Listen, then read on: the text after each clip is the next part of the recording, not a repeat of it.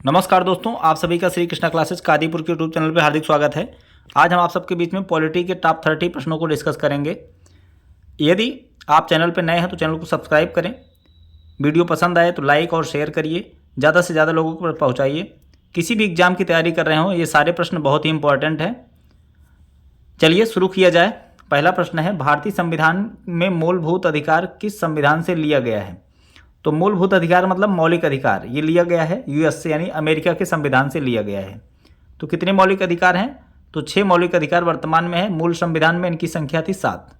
ठीक है, अनुच्छेद 12 से लेकर 35 तक इसका उल्लेख किया गया है। ठीक है, भाग नंबर 3 में इसका उल्लेख मिलता है मूल अधिकारों का। ठीक है, कौन से अधिकार को जो है हटा दिया गया? 7 थे, तो कौन से अधिकार को हटा दिया गया है? तो संपत्ति के अधिकार को हटा दिया गया है। अनुच्छेद 31 में था ये, और इसको अब हटा करके अनुच्छेद 300 का में कर दिया गया है। आइए अगला प्रश्न देखते हैं। अगला प्रश्न है, भारत के संविधान में कौन सा अनुच्छेद भारत को कल्याणकारी राज्य घोषित करने से संबंधित है? तो अनुच्छेद 39 जो है कल्याणकारी राज्य घोषित करने से संबंधित है, कि राज्य की जिम्मेदारी है कि वह एक कल्याणकारी राज्य के रूप में अपने राज्य को स्थापित करेगा। अगला प्रश्न देखते हैं, जो कि नीति निर्देशक तत्व में दिया गया है। अगला प्रश्न है, भारत के प्रधानमंत्री को निम्नलिखित में से कौन नियुक्त करता है? तो भारत के प्रधानमंत्री को नियुक्त करता है भारत का राष्ट्रपति। राष्ट्रपति के द्वारा इसको नियुक्त किया जाता है, जबकि इसका चुनाव कौन करता है? संसद के द्वारा निर्वाचित सभी सदस्यों के द्वारा इसको बहुमत का नेता चुना जाता है, जिसके बाद जो है इसकी नियुक्ति कौन करता है? राष्ट्रपति के द्वारा करता है। और राष्ट्रपति जो है मंत्रिमंडल का गठन करता है, किसकी सलाह पर? प्रधानमंत्री की सलाह पर। ठीक है, इस बात को ध्यान में रखिए। तो भारत का राष्ट्रपति प्रधानमंत्री को नियुक्त करता है। अगला प्रश्न देखते हैं, संघ के कार्यकारिणी पर संवैधानिक प्रमुख है। तो संघ की कार्यकारिणी पर संवैधानिक प्रमुख होता है राष्ट्रपति। संघ में राष्ट्रपति होता है, राज्य में राज्यपाल होता है। संघ की कार्यकारिणी में संवैधानिक प्रमुख होता है राष्ट्रपति। इसी के हस्ताक्षर के बाद कोई भी कानून बनता है। अगला प्रश्न देखते हैं, भारत का प्रथम नागरिक किसे कहा जाता है? तो भारत का प्रथम नागरिक ऑप्शन में है भारत का राष्ट्रपति, भारत का प्रधानमंत्री, महात्मा गांधी, डॉक्टर भीमराव अंबेडकर। तो भारत का प्रथम नागरिक है भारत का राष्ट्रपति। ठीक है, भारत का राष्ट्रपति। आप लोग कमेंट बॉक्स में बताएंगे वर्तमान में राष्ट्रपति द्रौपदी मुर्मू कौन से नंबर की राष्ट्रपति हैं? कमेंट बॉक्स में आप बताइए। अगला प्रश्न देखते हैं, राज्यसभा के 1/3 सदस्यों के निवृत्त होने की अवधि क्या है? तो यहाँ पर इसका जवाब हो जाएगा प्रत्येक 2 वर्ष। प्रत्येक 2 वर्ष पर 1/3 सदस्य जो है सेवानिवृत्त हो जाते हैं। जबकि राज्यसभा का कार्यकाल कितना होता है? तो राज्यसभा का कार्यकाल होता है 6 वर्ष। ठीक है, राज्यसभा के सदस्यों का कार्यकाल 6 वर्ष होता है, जिसमें से 1/3 सदस्य प्रत्येक 2 वर्ष रिटायर होते हैं। अगला प्रश्न देखते हैं, संसद में धन विधेयक कौन पेश करता है? तो संसद में धन विधेयक लोकसभा अध्यक्ष पेश करता है। ठीक है, धन विधेयक से संबंध में निर्णय लेने का अधिकार लोकसभा अध्यक्ष के पास होता है। कोई भी विधेयक धन विधेयक है अथवा नहीं, इसका निर्णय लोकसभा अध्यक्ष लेता है। अगला प्रश्न देखते हैं। अगला प्रश्न है, संसद के 2 सत्रों के बीच अधिक से अधिक अंतराल होना चाहिए। 4 महीने, 6 महीने, 1 वर्ष, जो राष्ट्रपति निर्धारित करेगा। तो यहाँ पर 6 महीने का अंतराल होना चाहिए 2 सत्रों के बीच। ठीक है, और साल भर में कम से कम 2 सत्र होना अनिवार्य है, और 2 सत्रों के बीच जो है 6 माह का गैप होना चाहिए। ठीक है, अगला प्रश्न देखते हैं, संविधान में उल्लेखित मौलिक अधिकारों का संरक्षक कौन है? उच्च न्यायालय, उच्चतम न्यायालय, संसद, संविधान, राष्ट्रपति। तो संविधान में मौलिक अधिकारों का संरक्षक होता है उच्चतम न्यायालय, यानी सुप्रीम कोर्ट। अनुच्छेद 32 के तहत इसमें 5 प्रकार की रिटें दायर की जा सकती हैं। संवैधानिक उपचारों का अधिकार कहा जाता है अनुच्छेद 32 को। ठीक है, डॉक्टर भीमराव अंबेडकर ने इसको संविधान की आत्मा कहा है, आर्टिकल 32 को। ठीक है, तो संविधान में जो मौलिक अधिकार दिए गए हैं उसका रक्षक और संरक्षक होता है उच्चतम न्यायालय, सुप्रीम कोर्ट। सर्वोच्च न्यायालय में नियुक्त होने वाली प्रथम महिला न्यायाधीश कौन थी? तो सर्वोच्च न्यायालय में नियुक्त होने वाली प्रथम महिला न्यायाधीश थी फातिमा बीबी, जिनका अभी हाल ही में निधन हो गया है। तो फातिमा बीबी, और अभी तक सर्वोच्च न्यायालय में कोई भी महिला मुख्य न्यायाधीश नहीं बनी है। ठीक है, इसको जानते रहिए। अगला प्रश्न है, भारत के मुख्य न्यायाधीश को उनके पद की शपथ कौन दिलाता है? तो भारत के मुख्य न्यायाधीश को उनके पद की शपथ दिलाता है भारत का राष्ट्रपति। ठीक है, अभी आप बताएंगे 91वें नंबर के चीफ ऑफ जस्टिस कौन बने हैं। भारत के 91वें चीफ ऑफ जस्टिस कौन बने हैं, CJI कौन बने हैं, ज़रा बताएंगे आप कमेंट बॉक्स पे। तो राष्ट्रपति शपथ दिलाता है इनको, और राष्ट्रपति को शपथ दिलाता है मुख्य न्यायाधीश। अगला प्रश्न देखते हैं। सर्वोच्च न्यायालय का न्यायाधीश अपना पद त्याग सकता है पत्र लिखकर मुख्य न्यायाधीश को, राष्ट्रपति को, प्रधानमंत्री को, वित्त मंत्री को। तो सर्वोच्च न्यायालय का न्यायाधीश राष्ट्रपति को पद लिखकर अपना पद त्याग पत्र दे सकता है। अगला प्रश्न देखते हैं। राज्य विधानसभा के सदस्यों की अधिकतम निर्धारित संख्या क्या है, 600, 500, 750, 350।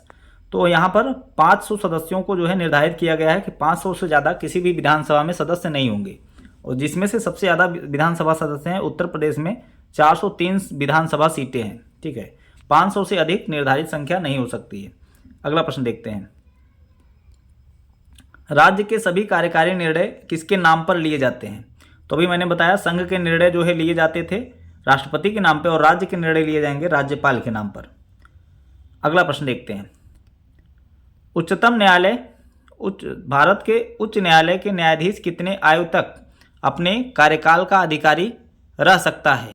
यहाँ पर सही जवाब हो जाएगा 65 वर्ष। ठीक है, 65 वर्ष तक अपने कार्यकाल पर रह सकता है उच्चतम न्यायालय का न्यायाधीश, जबकि यही उच्च न्यायालय उच्च न्यायालय हो जाएगा 65 वर्ष। ठीक है, उच्च न्यायालय का न्यायाधीश 65 वर्ष तक अपने पद पर रह सकता है, जबकि उच्च न्यायालय जो होता है वह 62 वर्ष तक होता है। अगला प्रश्न देखते हैं। भारतीय संविधान कैसा है, संघीय, अर्धसंघीय, एकात्मक, राष्ट्रपति शासन। तो भारत का संविधान जो है वह संघीय है। ठीक है, भारत का संविधान जो है यह कह सकते हैं आप कि अर्धसंघीय है। ठीक है, तो यह अर्धसंघीय है या संघीयवत है। ठीक है, यही ऑप्शन नंबर 2 इसका सही जवाब हो जाएगा। अगला प्रश्न देखते हैं। भारतीय संविधान का प्राधिकार स्रोत कौन है। भारतीय संविधान का प्राधिकार स्रोत कौन है। तो यहाँ पर उच्चतम न्यायालय, सरकार, भारत के लोग, राष्ट्रपति। तो यहाँ पर हो जाएगा भारत के लोग। तो भारतीय संविधान का प्राधिकार जो है स्रोत होते हैं भारत के लोग, यहाँ की जनता। राज्यपाल किसके प्रति उत्तरदायी होता है, प्रधानमंत्री, राष्ट्रपति, मुख्यमंत्री, उपराष्ट्रपति। तो राज्यपाल जो होता है वो राष्ट्रपति के प्रति उत्तरदायी होता है। अगला प्रश्न देखते हैं। भारत में राजनीतिक शक्ति का मुख्य स्रोत है जनता, संविधान, संसद और राज्य के विधानमंडल। तो यहाँ पर भारत में राजनीतिक शक्ति का मुख्य स्रोत है यहाँ की जनता। ठीक है, यहाँ पर जनता सही जवाब हो जाएगा। अगला प्रश्न देखते हैं। भारत के पहले चुनाव आयुक्त कौन थे। तो भारत के पहले चुनाव आयुक्त थे सुकुमार सेन। ठीक है, वर्तमान में है राजीव कुमार। अगला प्रश्न है। केंद्र राज्य संबंधों की जांच करने के लिए निम्नलिखित में से किस आयोग का गठन किया गया था। तो केंद्र और राज्य के बीच संबंधों की जांच के लिए सरकारी आयोग का गठन किया गया था, सरकारी आयोग। अगला है। महिलाओं के लिए स्थान के 33% आरक्षण का संविधान प्रावधान इस समय लागू है। तो यहाँ पर इस समय स्थानीय निकायों में, पंचायती चुनाव में इनके लिए 33% का आरक्षण लागू है महिलाओं के लिए, जबकि आने वाले समय में भी विधानसभा और राज्यसभा और विधानसभा संसद में लागू करने का विचार किया जा रहा है। अभी 106वां संविधान संशोधन हुआ है जिसमें महिलाओं को विधानसभा और संसद की सीटों में 33% का आरक्षण देने का प्रावधान किया जाएगा। इसको नारी शक्ति बंधन अधिनियम के भी नाम से जानते हैं। अगला प्रश्न देखते हैं। वित्त आयोग का गठन होता है प्रत्येक चौथे वर्ष, 5वें वर्ष, 10वें वर्ष और 6वें वर्ष। तो वित्त आयोग का गठन जो होता है वह प्रत्येक 5वें वर्ष किया जाता है। ठीक है, 5वें वर्ष। अगला प्रश्न देखते हैं। पंचायती राज व्यवस्था में पंचायत समिति का गठन किस स्तर पर किया जाता है। तो जिला स्तर पर, ब्लॉक स्तर पर, ग्राम स्तर पर, राज्य स्तर पर। तो पंचायती राज व्यवस्था में पंचायत समिति का गठन ब्लॉक स्तर पर किया जाता है, ब्लॉक स्तर पर इसका गठन किया जाता है। अगला प्रश्न देखते हैं। ग्राम पंचायत और ग्राम सभा की बैठक किसके द्वारा की जाती है। जिला मजिस्ट्रेट, जिला पंचायत अध्यक्ष, ग्राम पंचायत अध्यक्ष, ग्राम पंचायत सचिव। तो पंचायत स्तर पर ग्राम सभा की बैठक ग्राम पंचायत सचिव के द्वारा की जाती है। इसका सही जवाब हो जाएगा ग्राम पंचायत सचिव। अगला प्रश्न देखते हैं। हमारे संविधान के किस भाग में तीनों सोपानों में पंचायतें बनाने की परिकल्पना की गई है? तो यहाँ पर भाग 9, भाग 10, भाग 11, भाग 12। तो यहाँ पर सही जवाब हो जाएगा भाग नंबर 9 में इसका उल्लेख किया गया है। ठीक है, अगला प्रश्न देखते हैं। पंचायती राज विषय हैं समवर्ती सूची, केंद्र सूची, राज्य सूची, इनमें से कोई नहीं। तो पंचायती राज विषय जो होते हैं वह राज्य सूची के विषय होते हैं। अगला प्रश्न है, भारतीय संविधान की 8वीं अनुसूची में कितनी भाषाओं को मान्यता दी गई है? भारतीय संविधान की 8वीं अनुसूची में 22 भाषाओं को मान्यता दी गई है। अगला प्रश्न है, भारतीय संविधान के किस अनुच्छेद में निर्वाचन आयोग का प्रावधान किया गया है? तो अनुच्छेद 324 में निर्वाचन आयोग का प्रावधान किया गया है। कौन से संविधान संशोधन के तहत प्रस्तावना में धर्मनिरपेक्ष और समाजवादी शब्द जोड़े गए?